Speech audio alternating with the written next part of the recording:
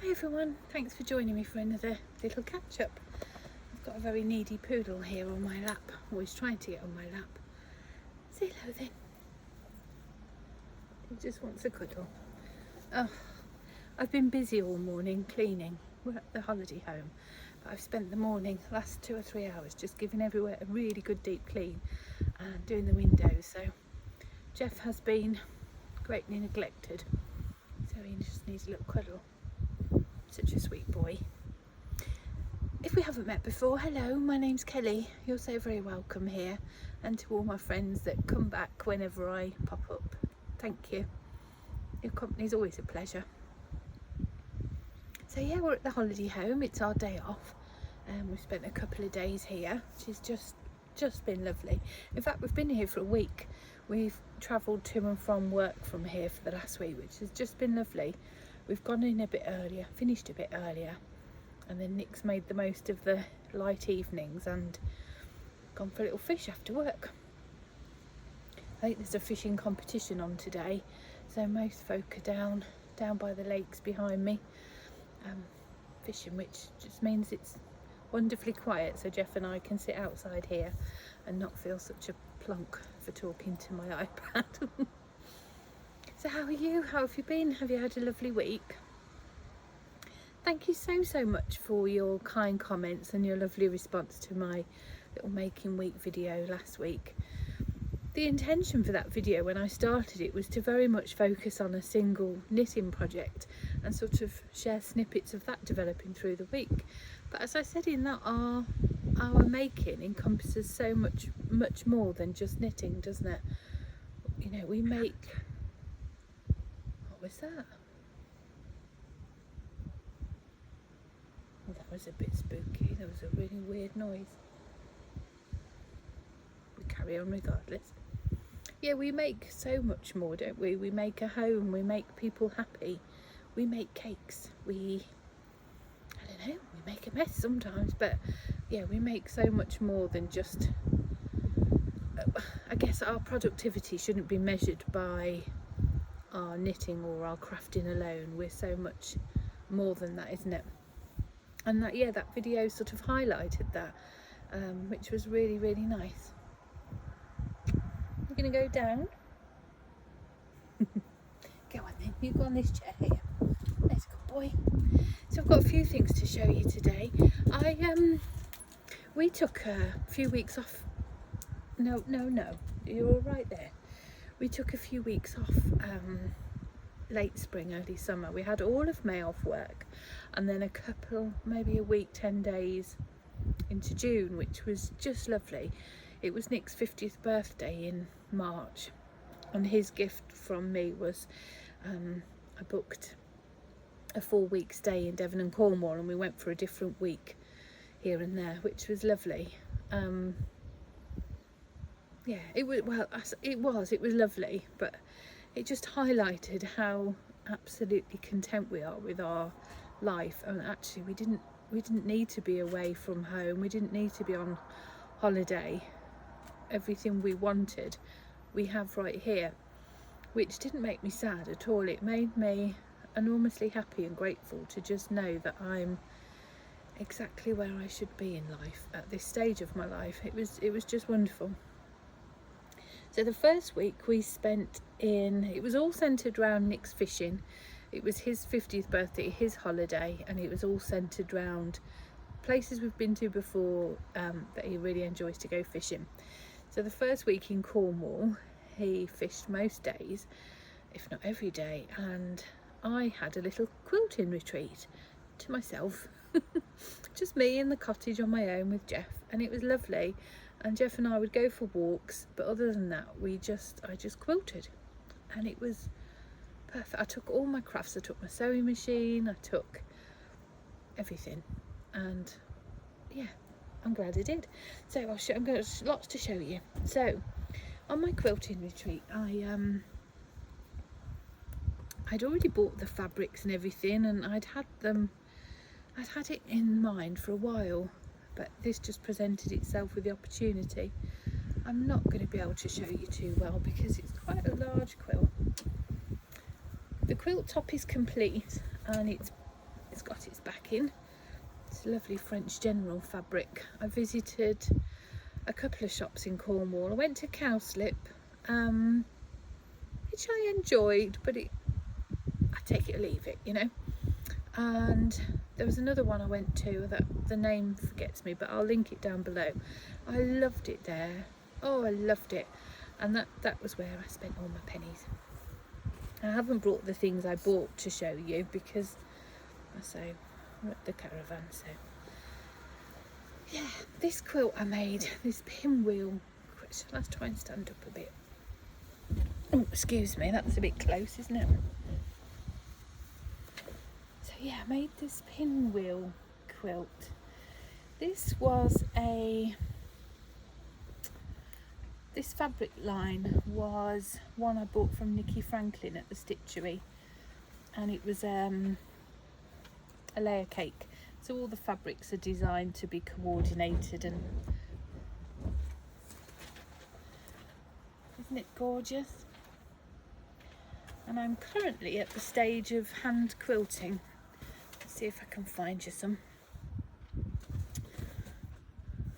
Yeah, here. Can you see? I'm just hand quilting around these little pinwheels.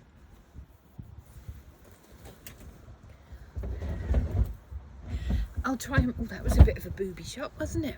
I'll try and put in a cutaway of me showing the quilt, which might be more more easy for you to see. Oh, I've loved it. I've really enjoyed doing it. And so I'm at the point of hand quilting now. I have been actually for some time, but since we came back from holiday, I don't think I've picked this up actually since we came back from holiday. So I've decided to leave it here at the caravan, and I have a feeling I might get, you know, a bit more opportunity to sit and enjoy the hand stitching. Now the pattern, somebody might ask me. I'm going to link it all below because I'm not going to be able to articulate it very well. It's a particular quilt ruler that you use, and it does all the work. You just have to watch the little video that goes with it. I'll link it and show you where I found it.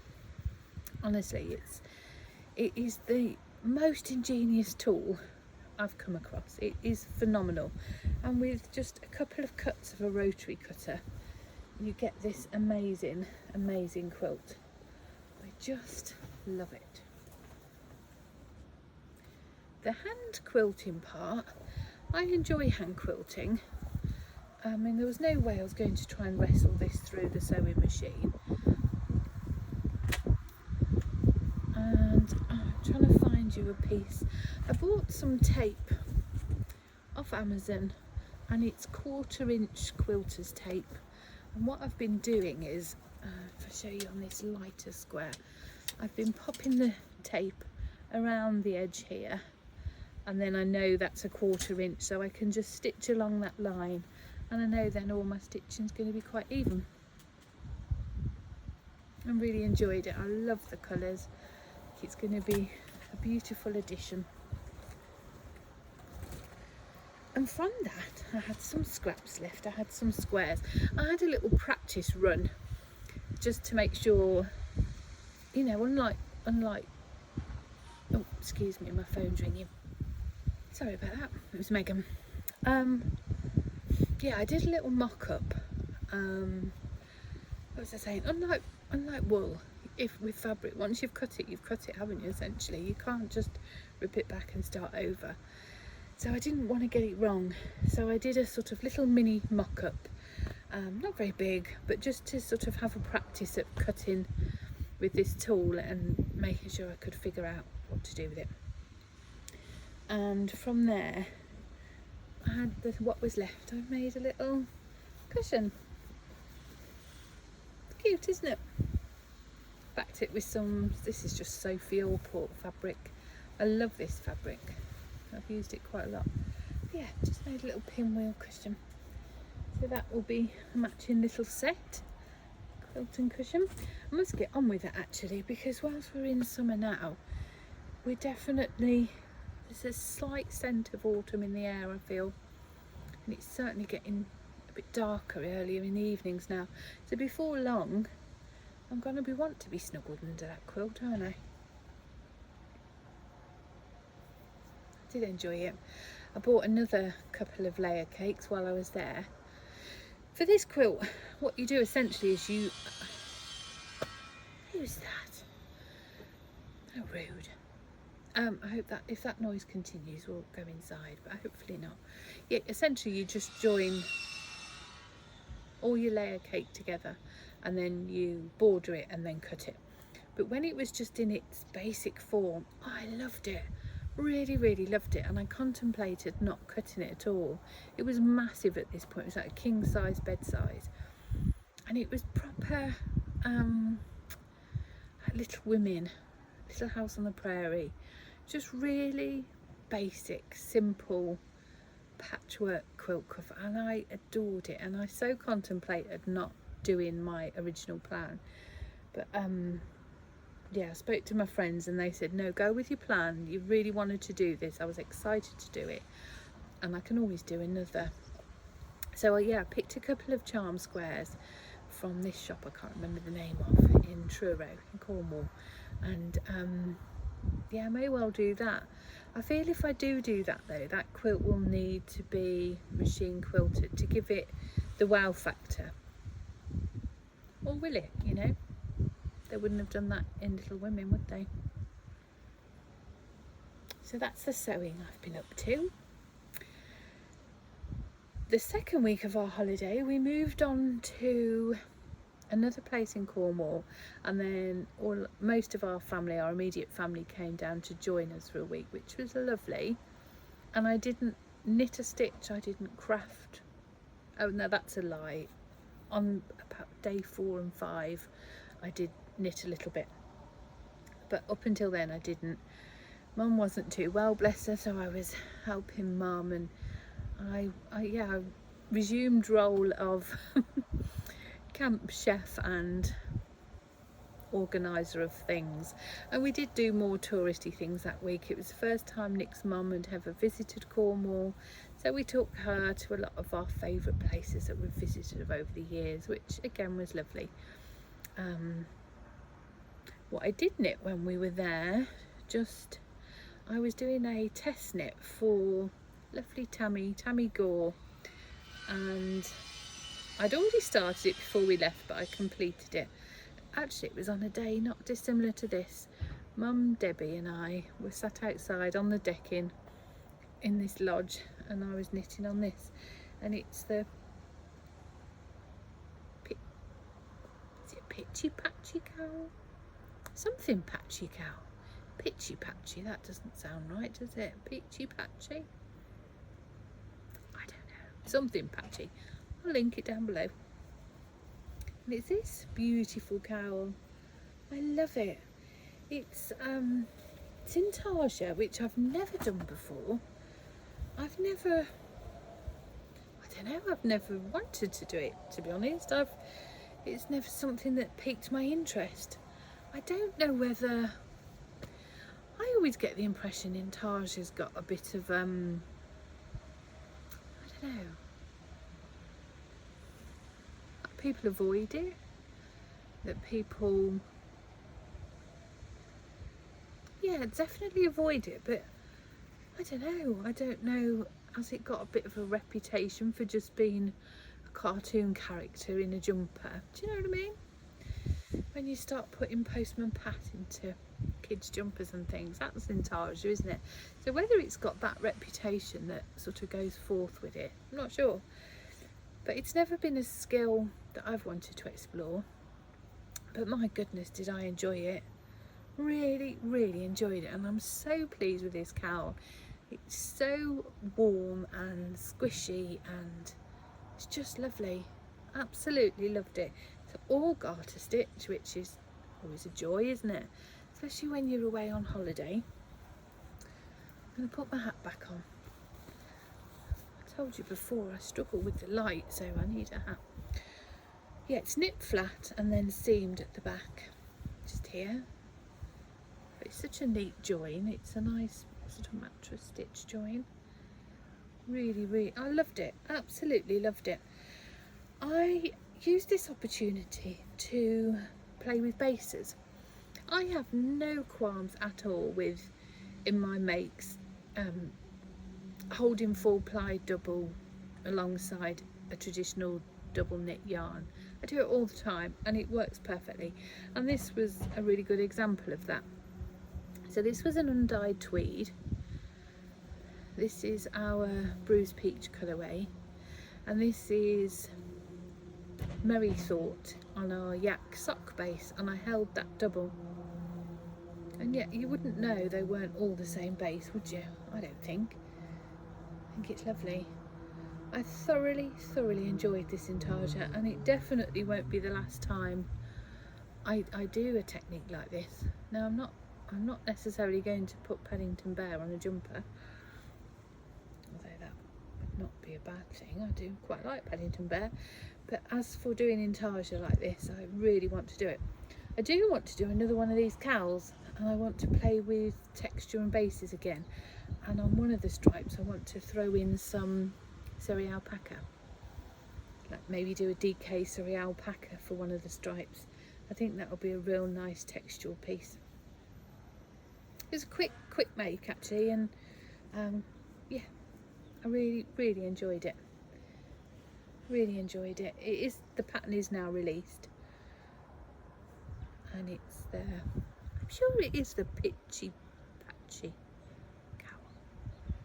I don't know. Whatever it is, I'll link it down below to the Ravelry page of Tamy Gore. So that was a nice make.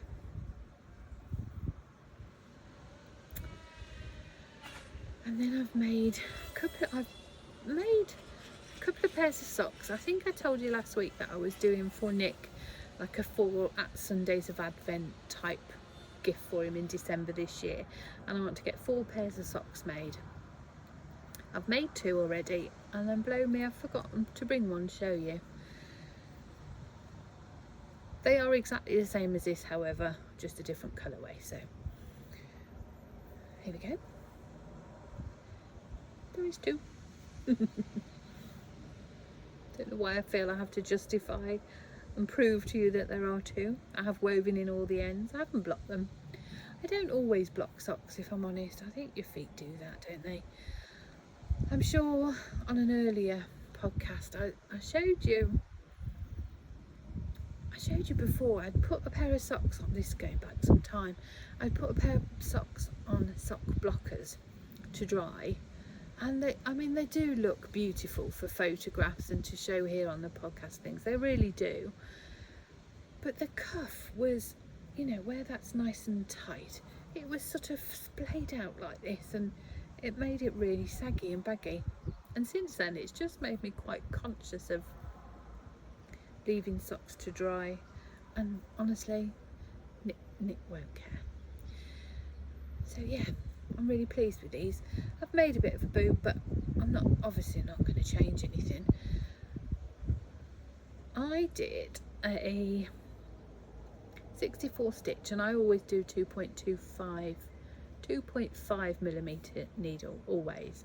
Doesn't matter who I'm knitting socks for, I do a 2.5mm needle. And I did a cast on and 3 rounds with the red, and then I went into our Ironbridge colourway. It's 20 rows of 1x1 twisted rib, 60 rows of leg, heel flap and gusset. I do like to do the little garter ridge, the little garter edge on my heel flap. Do enjoy that. And then down the foot, and I do the whirlwind toe that's on a lot of Kay from the Bakery Bears. Oh, umbrella toe, I think Kay calls it. Yeah, it's on a few of Kay's patterns, umbrella toe, and I always use this toe. I don't use any other. Second sock, same as the first, except I did a 2x2 twisted rib instead of a 1x1. That's okay, isn't it? I mean, I'm not bothered. I don't even know if Nick would notice. So That's one pair. The other pair I've done are exactly the same. I've done the same pop of colour on the top, but the colourway is Thunderplump rather than Ironbridge. So that's nice. I've got 2 pairs now for Nick's little 4 Sundays of Advent. I'm also hoping to do the same for Megan, 4 Sundays of Advent. And if you saw my making week last week, that video, you'll see that I started a pair of socks for her. Megan thankfully likes them much shorter than Nick. So yeah, I've just made some striped socks for Meg. Aren't they cool? I love these stripes. I talked more about these last week's video in detail, so I'm not going to go on about it here now. But yeah, so that was the one I finished last week, and then I've literally cast on and started the cuff of the second sock. Oh, I think in last week's video, didn't I say I was contemplating whether to repeat the sock exactly matching, or whether to continue the stripe sequence where the first sock finished off. So that would mean starting here with this hyacinthy colour, and that's what I decided to do in the end. So yeah, just started the second cuff. I haven't knit on those really this week. I've been working on a couple of secret projects that I can't really show you at the minute. Well, I can't show you until Advent because they're in our Advent samples, so I can't show you those until into December. So there, coming along. Another little quick make that I've started for Megan. I say started, I've nearly finished. I've just got to put a little bit of ribbon on the thumb. It's a little pair of fingerless mittens. Cute, aren't they? These use so little yarn, you know. If ever you need a little gift for somebody, or they use so little yarn. And I love wearing fingerless mitts, particularly in that sort of transitional time. I find that if this part of my hand and wrist is warm, I'm alright. So yeah, I don't have a pattern for these. They're just a very simple. I have put a thumb gusset in. I don't even know where I've used a pattern for. If you haven't made them before and you want a pattern, if you go on Ravelry and just put in fingerless mitts, hundreds will come up. You'll find a free one that will talk you through the thumb gusset. Yeah, I just thought they were just a cute little something to put in her Advent. Have I even done the same number of rows there? I don't think I have. Look, the cuffs are different, aren't they? Do you know, I realised this recently. The Thunderplump socks I made for Nick, I did 72 rows on the foot, which is what I always do for Nick, and then the toe. And on the second sock I did 62. So I've now started using those light bulb stitch markers to sort of count the 10 rows. But it would appear I've done it different here as well. Let's have a look. 1, 2, 3, 4. So that's got 15 rows.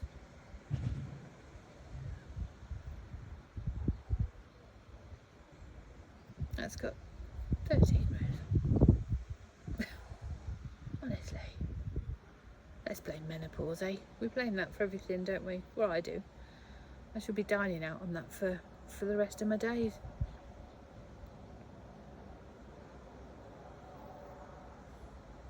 Yeah, look, you can just see. Just those couple of rows. That's fine. Could I unpick that and add a... I'm not going to. We've got one more project to share with you. And again, this is finished but not finished. It needs blocking and a couple of ends weaving in. But I made a cowl, another cowl. I did a colourwork cowl.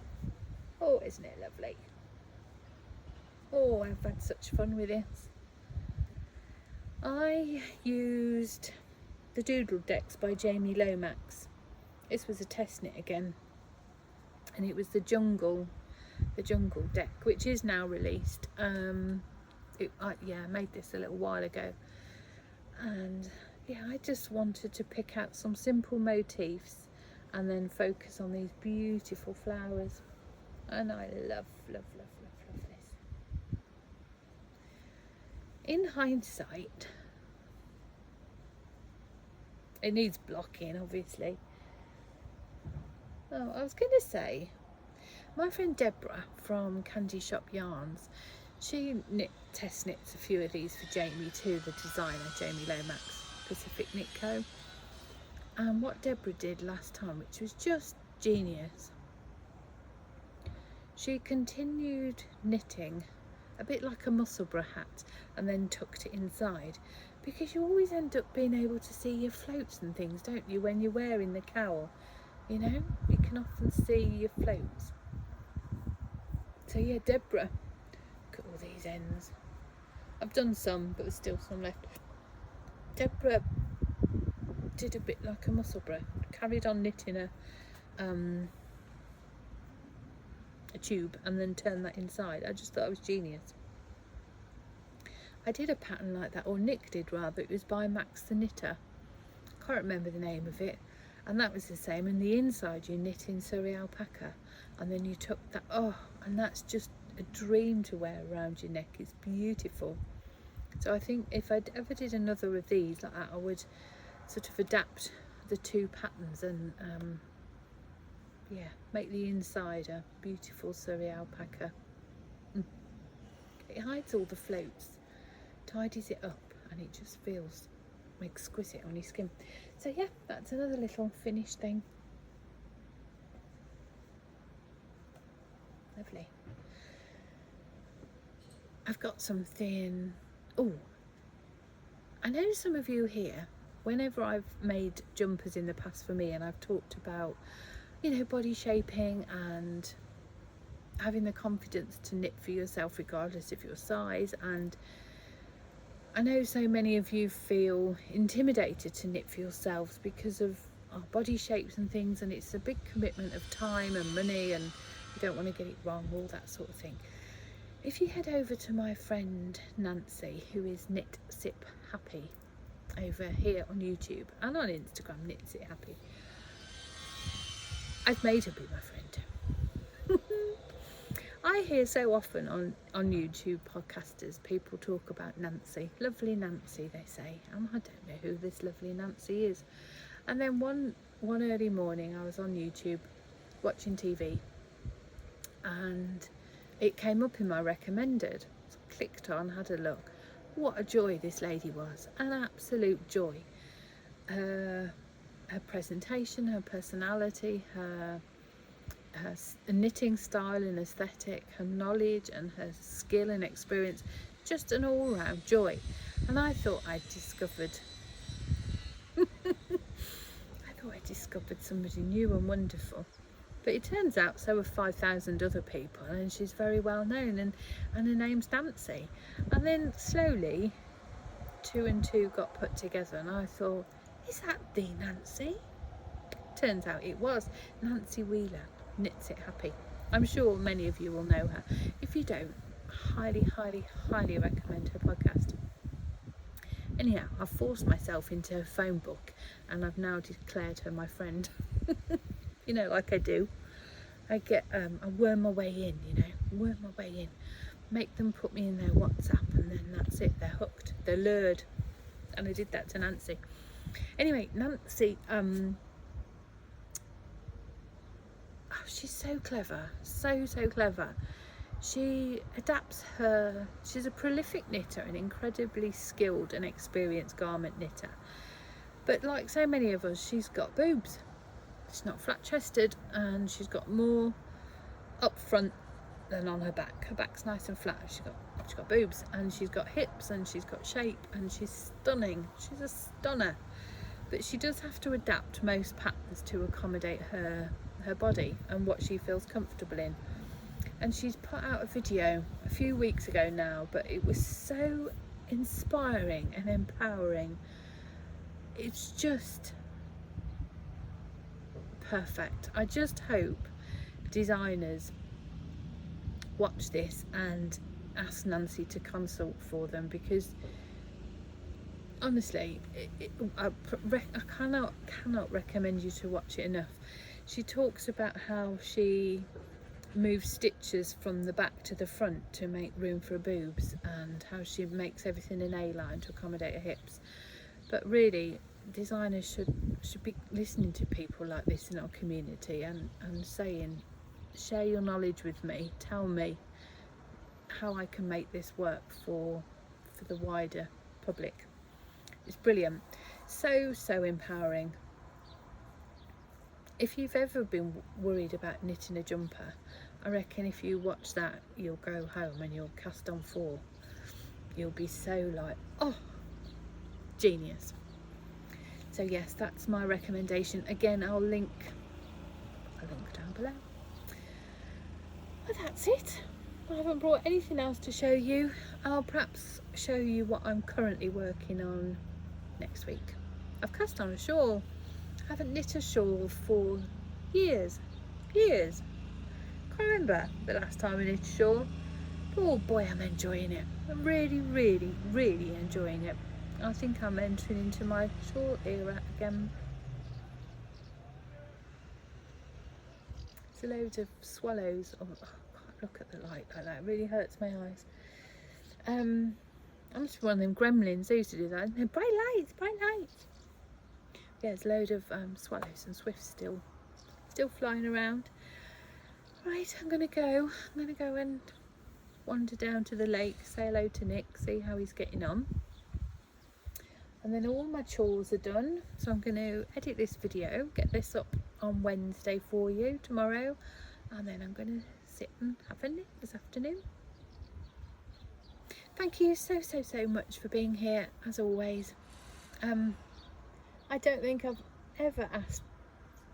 Oh, careful darling, it's a little sparrow and he just flew into somebody's caravan. I don't think I've ever asked you to like and subscribe a video, but I'm going to be that person, if you would be so kind. I obviously took a bit of a hiatus and disappeared for a while, and because of that, you know, the algorithms just don't like me anymore. So if you would be so kind as to do that, cringe, I can't believe I've turned into that person. I'd be ever so grateful, just to help me find my friends again. Until next week, lots of love.